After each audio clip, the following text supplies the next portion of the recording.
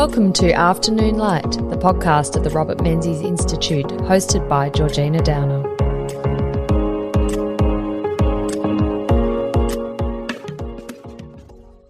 A Prime Minister is first among equals, or primus inter pares.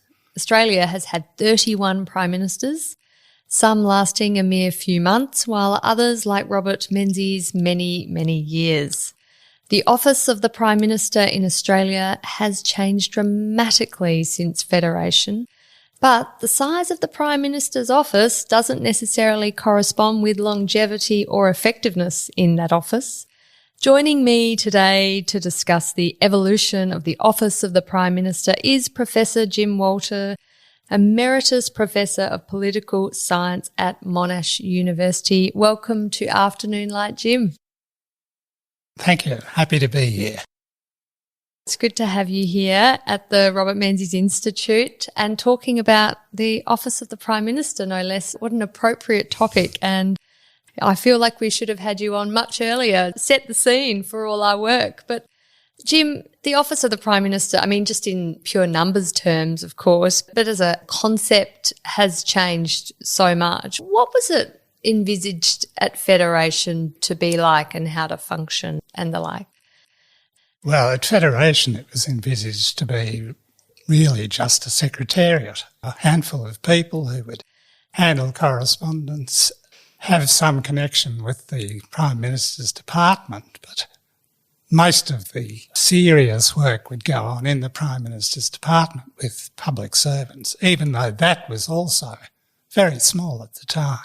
But the office itself was really sort of stenographers and not much else. There were no political advisors. There were no real press advisors.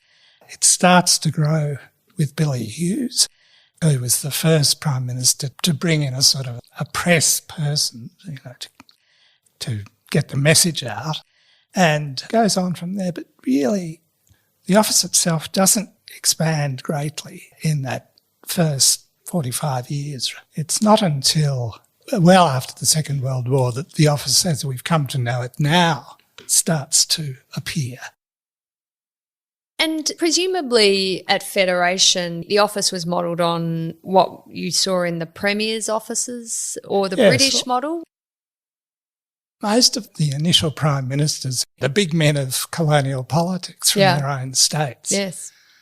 And so they had fairly lofty ideas of their status. But they also, in many cases, had a lot of experience in those Premier's offices. And not all of them became Prime Minister. John Forrest wasn't Prime Minister, but Deakin, Barton and all those people, they were well aware of how things worked, and they really just translated that into the federal system. But the idea of how small it was that there's this famous quote from Edmund Barton, who used to travel back and forth with a briefcase, as you would, and he said at one point, "The whole record of the government is in my briefcase." That was the archive. What efficiency. Just in terms of physical structure, so the Parliament starts to sit in Melbourne, of course, and the beautiful Parliament House on Spring Street in Melbourne. But, I mean, was the Prime Minister's office just a very small room? Usually it was just a small room, it outside. It didn't need to be very big, did it? Outside the Prime Minister's actual office. Right. As you'd find, quite a lot of executive positions in non-parliamentary settings today. It was either one that you had to go through or next door to Prime Minister. And that remained, again, pretty much the case until the middle of the 20th century. Did you get a sense that it was hard in those early years for the media to find an opportunity to speak directly to the Prime Minister because there was no gatekeeper, or was it easier because there was no gatekeeper? Well, it depended very much on the Prime Minister. Some of them were Billy Hughes, for example, was a sort of polemicist, and always he was speaking directly to the press. But this press fellow that he appointed with him to the Versailles conference and then wrote a book that was sort of largely meant to be Billy Hughes, but written by this chap. Is this Billy Hughes Goes to Paris? Yes. I have that in my bookshelf, yes. And so they could be very important, but they had a secretary who to some extent would, on their instructions, decide who got in and who didn't. But they all knew the importance of the press, and they all often had relationships with editors and that sort of thing. What about the impact of Stanley Bruce? Because he did change the office from the chaos of Billy Hughes, didn't he? Well, He had Stanley Bruce, I think, is a significant figure. It wasn't so much the personal office that he changed, but he was committed to what he called scientific management, modern theories or modern practices of management. And was he getting that out of the UK or the US? He worked in the UK Yes. in one of the family companies, and he got it out of a lot of the work that was going on in business circles, better management. So it's sort of almost corporatising the office. That's what he was trying to introduce, but he did it through the public service. It's the start of the public service, really, again, until the war, is more or less a sideshow, well, relative to what it is today.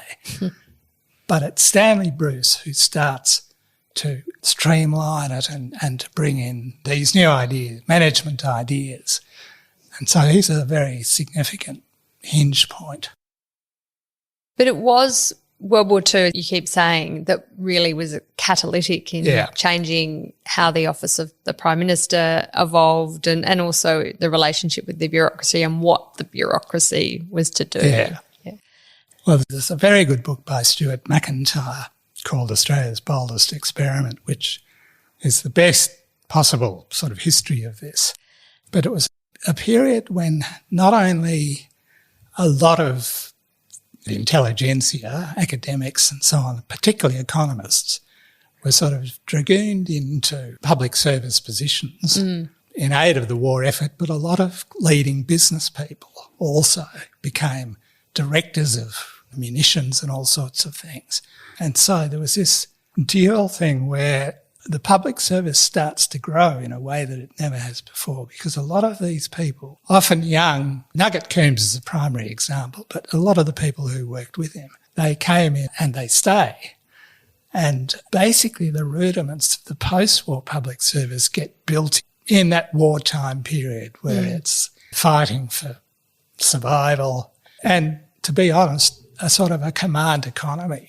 They would determine where things got developed because it had to all be done in the war effort. It's then that what comes after the war, which is the Menzies period, starts because a core group of people that are employed not in the Prime Minister's personal office but in key roles in the public service come into office at that time. Coombs clearly was one, but by 1949 he's in the Commonwealth Bank. And so the really important transitional figure is a man called Alan Brown, who is probably one of the great public servants of the 20th century. And his relationship with Menzies becomes very important in what follows.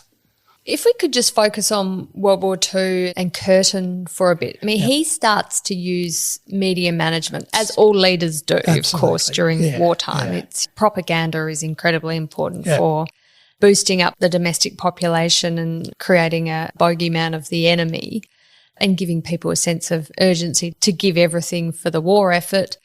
So he's really focused on that media management. How does that evolve in terms of the architecture of the office, his office, but also the public service? Well, I think the great advantage that Curtin had was that he'd been a journalist. He had very good contacts and experience. And so he does it not particularly by appointing people around him, but by building up direct relationships with key journalists. Right. So he's not using a media advisor at this stage? No, because, I mean, we're talking in the age of the press. The press is absolutely king. And he's right across that. And so, yes, it's a very important role that the media plays, but he's doing it directly by planting stories or, talking to journalists, bringing them into the office and building up their sort of trust in him, because he says, well, I'll tell you this, but you can't publish it yet, that sort of thing. Yeah. So it becomes that sort of reciprocal thing of... Quite collaborative too. Collaborative, Yes. but you're getting something special here and I expect this in return. This has to be handled properly. And Jim, what about the role of the Prime Minister through this period in keeping the party together? Because by the early 1940s, you've seen political parties come and go, particularly on the centre-right. But that sense of party discipline and, you're in wartime. The Prime Minister's office, no doubt, is important in this respect. Certainly the leader is. I mean, two things I'd say about that. Firstly, the Labor Party was in a real mess after 1930. Took a long time to rebuild it. And then when Curtin becomes leader, there are people sort of wanting to revisit these more radical ideas they'd had in the past. And he's saying, no, people are not going to wear that.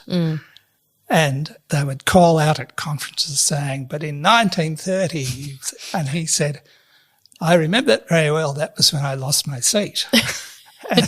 and even as in the early 40s, well, we can talk about this in a minute, but the divisions in the United Australia Party had started to emerge. And Curtin's followers are saying, you should go for it now. And he's saying, we have to be ready for government. We have to persuade the people that we're ready for government. I'm not going to pull the pin until we're ready for government. And so he had a really important influence in bringing the fragments of the party together after the huge splits that happened in the 30s. And then in saying, hold your horses, we've got to build up to we're a credible party of government. But you're really seeing that come from the leader himself, and let's be honest, they were all hims back then, leader himself, rather than political operatives. There's always collaboration, and Chifley is always an important partner for Curtin. But that's other politicians rather than functionaries, advisors. But the same thing, I mean, in a sense, Menzies having fallen on his sword in 1941, he really almost single-handedly, well, he's not single, they're collaborators, there are other people doing important things, but he's the driver of sort of getting those fragments together again, developing a new liberal message that he starts to sort of seed through speeches, all those speeches through the 1940s. Reorganising the party base. Now, of course he didn't do it alone, but it's really one of the great opposition leaderships of the 20th century, about a man who's apparently failed in his first attempt and then is really responsible for rebuilding the party until it's in a position in 1949 to take power. So that sense, Jim, of having a philosophy, which is what, as you say, Menzies spent those years in the wilderness really honing, developing with collaborators. But, it's obviously the familiar Forgotten People broadcasts are an articulation of that, but he was doing it in other mediums as well. How important was it to have that philosophy as distinct from, say, the United Australia Party or the Nationalists, who had something which was a little bit more ambiguous? It was, often, they're often called non-Labor parties, as in, that was their big distinction. They weren't Labor. The pre-war Labor parties, the recurrent problem was that, as you saw in the leadership, they were often they were fragments of the old Labor Party that are now working in, it's a United Australia Party because it brings the Labor dissidents across. And you have Billy Hughes, a former Labor Prime Minister, becoming Nationalist Prime Minister, and you have Joe Lyons becoming. So they are former Labor. They are fairly sort of tenuous coalitions in a way. And it's not to say that none of those people had strong philosophies. Stanley Bruce certainly did. But it's not until after the war that those sort of divisions are resolved. Right. And in that 1940s period, where Menzies, who knows Curtin and Chifley and in a lot of respects admires them, but nonetheless is wanting to say there's another way And we think that people are happier with this liberalism that I'm now propounding. I think it's a very important transition. Something that I find quite interesting is the continuity between Chifley and Menzies on a range of policies. I mean, the Snowy Hydro scheme, immigration program, getting closer and closer to the United States, which of course ends up with the ANZUS agreement in 1951. There is a sense of progression. There's obviously a divergence on economic policy around nationalisation of banks or not, and getting rid of war rationing restrictions and the like, and emphasis on private enterprise over state command economy.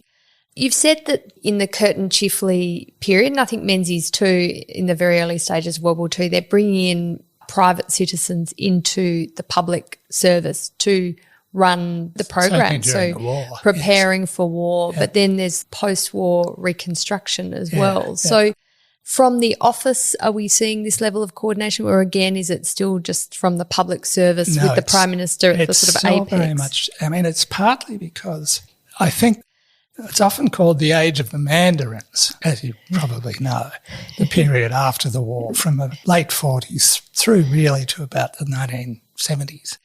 And it's because there's this group of half a dozen very able public servants. The Seven Dwarfs. All men, of course. Of course, yeah. But it's really because Menzies builds particular relationships with them. And I mentioned before Alan Brown. Alan Brown had been a disciple of Coombs. He was appointed by Chifley, and then he comes in after the change of government. And Menzies basically says, look, I don't care about your politics. And there was another much younger chap there in post-war Reconstruction who was the president of one of the Labor Party branches in Canberra. And Menzies, he said to Menzies, is this going to be a problem? And he said, well, look, I don't care about your politics as long as you're serving the government. But I think it would be a good thing to step down from there. Maybe the president. Yeah. Maybe just a quiet member, a Alan sleeper. Brown's. So then you get these very sort of powerful figures. Jack Crawford, who's working with Jack McEwen, who's the tariff man, and Coombs, who's now at the Commonwealth Bank, but doing the role of a sort of national bank. And they have very different views. And so Alan Brown is the guy in the middle who has to negotiate with all these fairly strong characters. And Menzies becomes to completely trust him. And often when he goes overseas, he takes him with him. So Brown is in there, I think, from about 10 or 12 years. And then when he finishes, he becomes ambassador to Japan and so on. But that relationship is really the core thing, and it's with the public service, because the Prime Minister's department now becomes this sort of coordinating centre, which it hadn't really been before. And so the office doesn't change. The actual personal office doesn't change much. Menzies had no designated political advisors in the office, but he had a couple of press secretaries that he was close to, and they are often his sort of antenna about the non-public service view of what was going on. But he was really relying on the Prime Minister's department to feed in to him personally the information he needed to know to make decisions. And trusting them to say, this is our program, it's up to you to implement it. Tell me about, they're in Canberra, Menzies is at the Lodge. Canberra is a very, very small town. Yep. I mean, Menzies obviously in the 50s sets up the National Capital Development Commission to really make Canberra into the city we're much more familiar with today. But back then it was a country town, really, and there wouldn't have been a lot of entertainment options for public servants. And so Menzies is quite well known for Sunday nights. That's right. Having the boys around who are really the top public servants. And they have a lot of social engagements, which you can't imagine the Prime Minister these days getting together socially with all the sort of top bureaucrats in Canberra. No. So Sundays at the Lodge, dinner parties with the boys, drinks with ministers in the anteroom after cabinet meetings. And then there's lots of goings on in the King's Hall in what we know now as Old Parliament House. It was actually quite a close-knit community. It was. And people often say who knew Old Parliament House as a working Parliament House and New Parliament House, which I always laugh that we say it's New Parliament House and it's 35 years old. But they know the two buildings. They say it was much easier to bump into people in Old Parliament House and actually a much more sort of collaborative environment. That's true. And it's certainly right that Menzies, of course, the ones he called the boys were the ones he particularly, his circle. Yes. But John Bunting's memoir of Menzies has a wonderful sort of account of the boys and those social engagements. And the idea that you could sort of run into people in King's Hall, although Menzies was becoming such a venerated figure that not too many people would sort of bowl up to him in King's Hall. They were comfortable with coming when he invited them round for drinks and things like that. But the story of a journalist sort of trying to buttonhole Menzies as he crosses King's Hall and asking him a question, and he just says, "My boy, you'll hear my answer when I'm talking about this in Parliament." So he intimidated a lot of the press, according to some of the history, Clem Lloyd's history of that period, for example. It's interesting, Heather Henderson, his daughter, she has told me stories, or at least sort of given observations about how her father responded to media questions. She says, my father would be, asked, say, what do you think about the Vietnam War, what your policy is appalling. And he would actually just not answer. I mean, he would say, I'll give you my answer in good time, and be quite confident in that approach. Yes.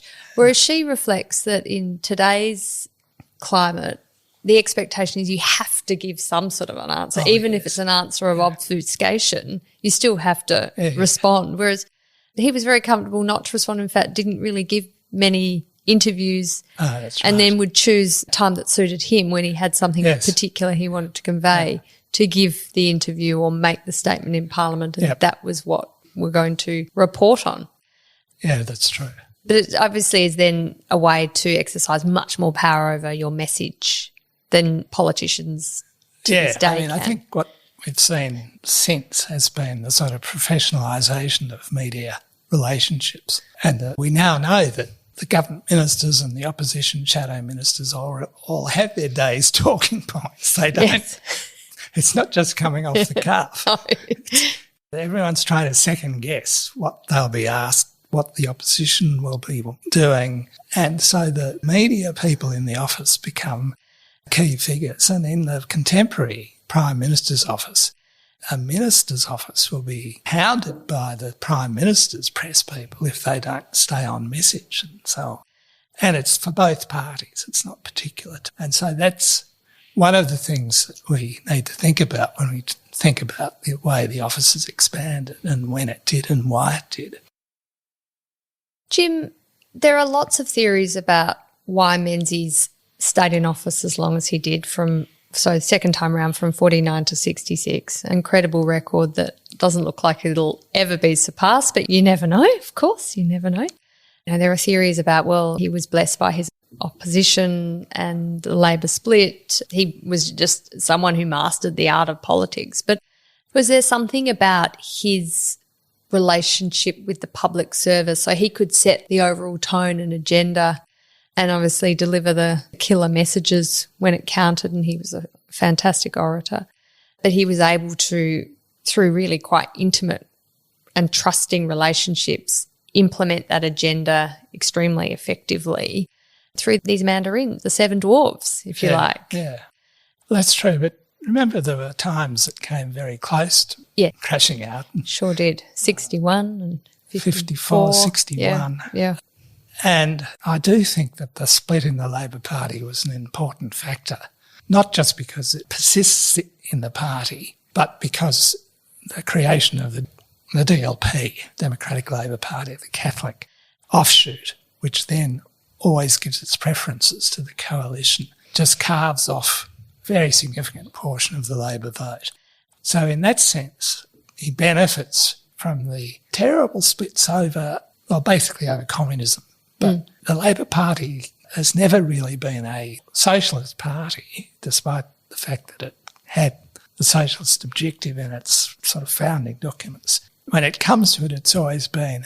I like to remind people that Herbert Everett wrote a wonderful essay, prize-winning essay when he was at university, I think it was 1915, about liberalism. And his view was that the true liberalism was in the Labor Party, and that was what he was fighting for. Now, we could go into a long explanation of why that sort of view of a sort of ameliorative liberalism was so strong among some. You know, Deakin, in a sense, was in that tradition of one who said you've got to have individual freedom. That's a primary objective. But if the state needs to give people who are falling behind a helping hand, then it's the job of the state to do that. And Menzies would have agreed with that.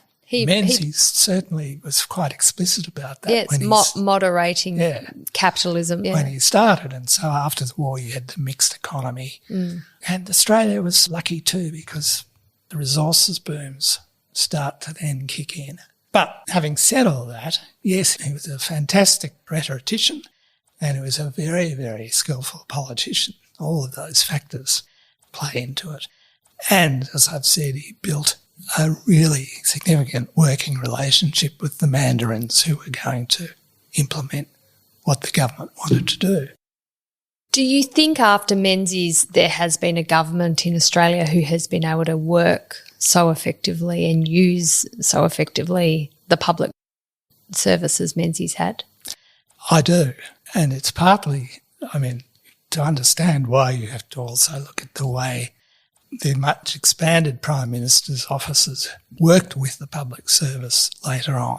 But the government that has done it most effectively is the Hawke government. And it's partly because you had a very strong sense of what they felt needed to be done. But they also, even though they had this expanded Prime Ministerial office, we haven't really got to that yet, but they had this practice which most successful Prime Ministers have had since, until I think, unfortunately, the early 2000s, of having very experienced public service figures as the principal private secretary in the private office. And you had a string of very effective people. With Hawke, it was Graham Evans, who was from finance, then later Sandy Holway, who I think had been a diplomat at that stage. Keating had Don Russell, who'd been a public servant. Howard had, of course, Arthur Senadinos. All of them had people who knew how the public service worked. And I would say the most effective Prime Ministers since Menzies have been Hawke and Howard. Each case, not for their entire period of office, but for the most successful period for both of them, it was because of this collaborative development between the Prime Minister's office and the public service.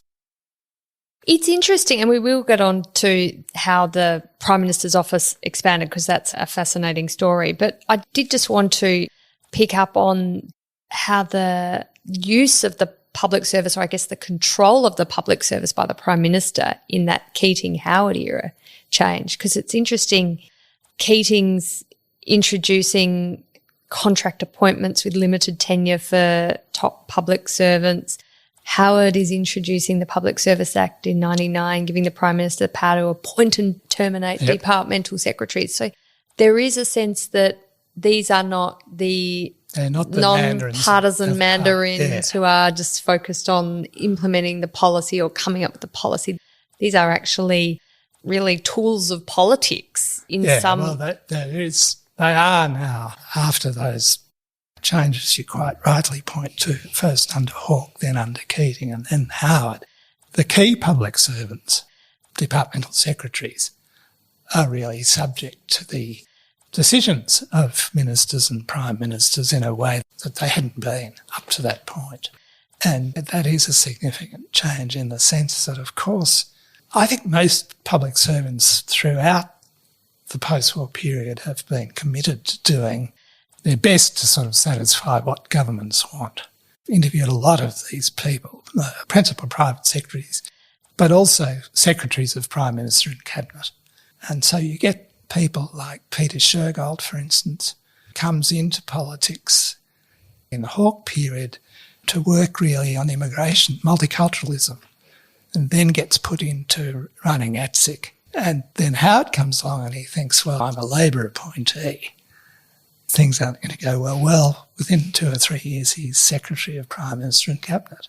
And it's because he quite rightly says the job is to do your best to implement what the government wants. And so there's a succession of those people that continue, even this is after the contract appointment stuff has changed, but they're not doing it purely because their job might be under threat. They are usually doing it because they really believe in this ethos. We're here to serve the government of the day. Yes, yeah, which is fundamental to the Westminster system, of course. So, Menzies retires in 66. The Prime Minister's office largely stays the same through the series of Liberal Prime Ministers up to Whitlam in terms of its function and size. It doesn't grow So Holt, very much Gorton, bigger. McMahon don't fiddle around the edges too much. No, the actual personal office doesn't change a lot. I think that it's slightly bigger. I've got books where I've given all the numbers. I don't It's all right. I'm not going to test you, Jim. But Whitlam does represent quite a dramatic change, doesn't he? I mean, on a whole range of things. It's 1972, he's elected after 23 years straight of Liberal government. So it is a big change for the country just in general. And he has different ideas about his office and the public service, and of course the policy agenda is quite a dramatic one. Yes. Yeah. And he takes quite a long time to build up that policy agenda from becoming leader of the party after Colville in the 60s. And he's working on it even before that. He's a critic of Colville. Almost gets thrown out of the party. Yeah. But I think the interesting point about it is that in those years as opposition leader, he has a couple of key people who build this sort of alternative, because oppositions can't get the same policy advice that governments get. He built this networks, or at least he didn't. John Menzies and Race Matthews, who were his secretaries in opposition, built these networks and brought in all these interesting young people full of ideas. They were the ones. Whitlam said, we've got to have this policy. But he was the big ideas guy. These guys provided the detail, the things that were necessary. And do you think that was a nod to the Curtin era of bringing in non-government people? Well, I think it's partly that. It's partly bring in the young business people to implement their ideas. Partly, I've got these big ambitions. I can't get the advice I need just from my colleagues and the bits I can get from the public service. He was very adept at asking questions of the public service to get as much as he could. But this network of people who came in, they want to carry them into government with them. Right. Yeah. So that's the agenda. I think the interesting thing is the man who designs it is Peter Walensky, who's a public servant. And some of the public servants, they're still around. Terry Moran, for one. Very, very young at that stage, but they're disciples of Walensky. And Walensky has ideas about how you would have a streamlined office, and maybe the Prime Minister's office will be the driver of policy change. And so Race Matthews, John Menzies, these others, they find out about this. They brief Whitlam. Whitlam asks Walensky if he'll provide him with a sort of map of how it should be done. And Walensky says, well, I will, but not until you win government. So before they get into government, they not only have all these specific advisors working on health, what becomes the Medibank initiative on housing, etc., etc. And Walensky's saying, OK, this is how it'll all work. And so when Whitlam wins, plans in place, they bring all these young, ambitious people in. And they're into the Prime Minister's office? No, they're well, some of them are in the Prime Minister's office, but some are in public service. And Walensky soon decides that they have a policy advice unit and so on. But Walensky decides after a couple of years, this isn't the way to go. Right. It's the public service itself that, we need to be G'ing up not by being the sort of questioning people from the PM's office, prodding them, but by actually changing the public service. And so his ambition then to become the Public Service Commissioner. Yes. And have oversight of how and who gets appointed to all the key roles. So he sort of backs off this big ambitious prime ministerial office idea, as indeed do many of those other young men who were behind him, like Terry Moran. If you ask Terry Moran today, or Don Russell, who worked for Hawke, about PMO, they're great critics of it. They say they're much too interfering and everything's gone wrong. It's not what we planned. And, of course, Malcolm Fraser, who was the opposition leader, he's a critic of this, isn't he? He's a critic, but he says all these, because a lot of these people came into the minister's offices, not just into the Prime Minister's office, I'm going to cut those staff. We don't need all this. We've got the public service. But in fact, what happens next is he's not really prepared to get rid of an effective Prime Minister's office with all these sort of different policy strengths, not only because it gives him ammunition against the public service if they're not responding exactly as how he'd like, but it also gives him advantages over the rest of his colleagues. No one else can really match the Prime Minister, so it increases the Prime Minister's ability to sort of control. And someone like Menzies, who had been in that role for so long, he didn't really need to worry about that. He knew where all the bodies were buried, and he knew all those arguments that had been run because he'd been involved in those arguments for 20 years already. So, important transition after Walensky is David Kemp. Yes. And David Kemp comes in as Fraser's principal private secretary, as they were. They're later called chiefs of staff, but at this stage, principal private secretary. Before Fraser is elected, he starts working on this can be a much more efficient setup if we have very clear policy roles in the offices. Because under Whitlam it had been a bit everybody sort of did a bit amorphous. Of everything. Right. Yeah. One of the people in the Whitlam office said, I was a useful young man. I would just do anything they threw at me. And so Kemp actually refines the office. And I think that's important too, but also you probably know very well that before the election he writes a very important paper called A Leader and a Philosophy, which argues you've got to have a clear agenda, you've got to have a philosophy for government. Yes. That's what Menzies had. All sorts of things have gone amiss while Labor's been in office. They've sort of wrecked the joint. And now we've got to fix it and we have to know what to do. And so he was obviously basing that on observations of what had worked for Menzies. He's a political scientist. Exactly, but also what had gone wrong in the Whitlam office. I mean, the Whitlam office, the eggheads as that became to be known, these advisors, they became personalities in their own right, didn't they, in Australia? I mean, people knew of them, which is unusual for even today. I wouldn't really know who are the individuals in the Prime Minister's office particularly. But some of them did really important work. Pat Troy in the sort of area of urban planning, he doesn't come into the Prime Minister's office. He does all the advising stuff in opposition and then he becomes Secretary of the Department of Urban and Regional Development. And if his ideas had been allowed to prosper, the housing problems we see in the paper every day now would have been solved. But of course, they're only there for 3 years. Much of this stuff doesn't get up. His ideas are very expensive. It's logical when Fraser comes in that he's going to say, well, we can't afford this. But I think it sows a seed, it keeps coming back. Brian Howe, when he becomes a minister responsible for urban development in the Hawke and Keating years, is still drawing on things that Pat Troy and those people had back in the Whitlam government. So there's all sorts of interesting threads that come out of this. But I think the key message I would have is that at some point the office just becomes too involved, the Prime Minister's office too interfering. And does that then lend itself to this development of presidential style politics that we have observed in Australia. It feels like a relatively recent phenomenon, but it probably isn't. Well, it's partly that, but it's also a change in the parties themselves. The real problem for both parties in the late 20th century and early 21st century is that the mass parties disappear, really. Yes.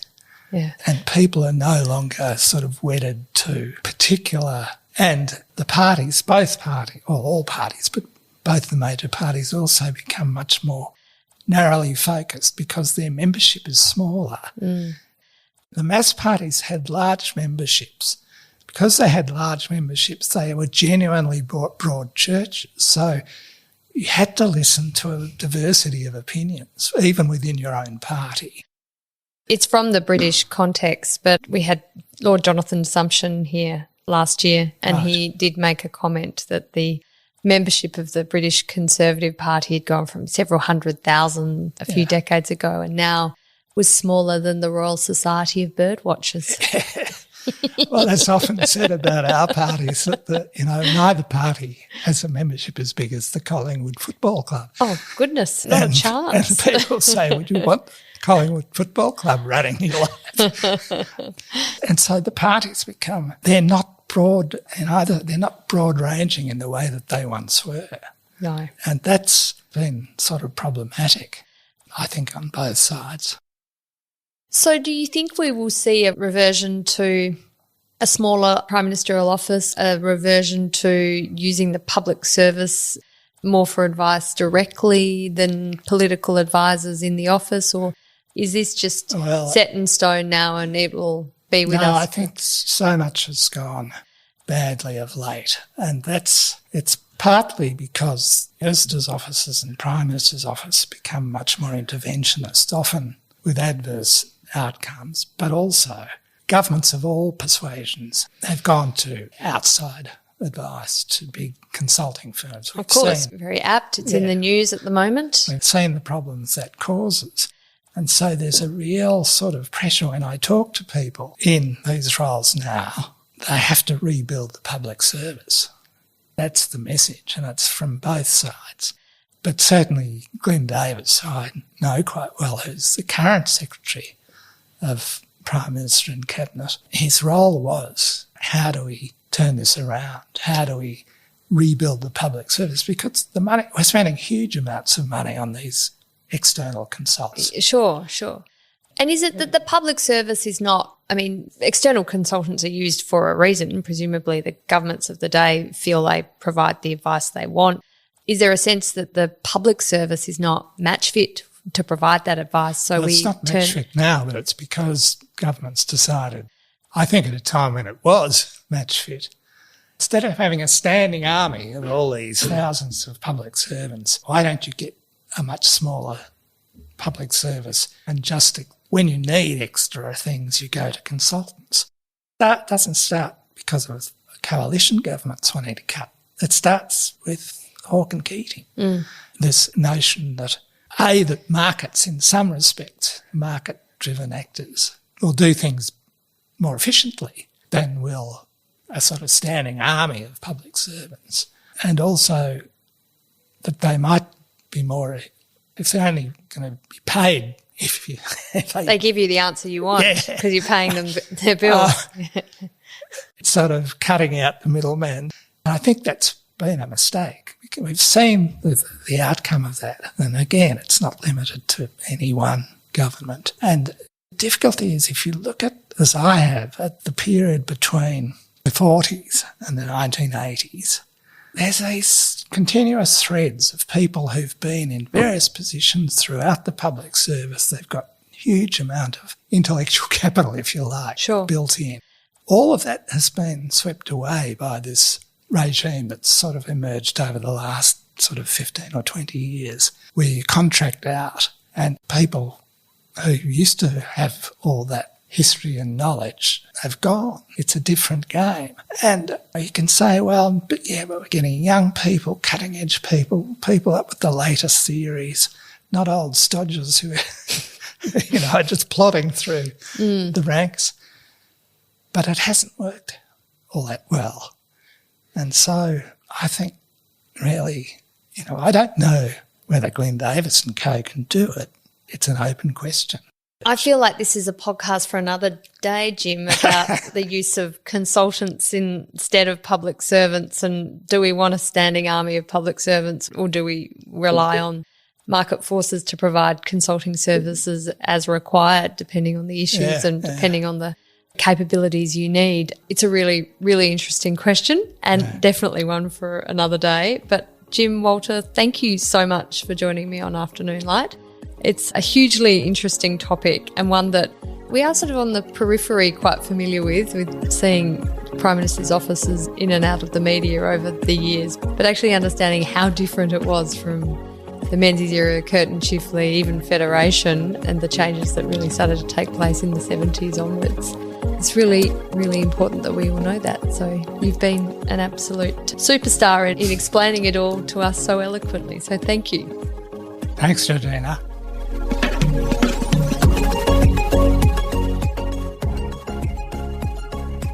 That's it for this week's episode of Afternoon Light, the podcast of the Robert Menzies Institute. Please make sure to subscribe and catch up on our latest online content on our website or on Twitter, LinkedIn or Facebook.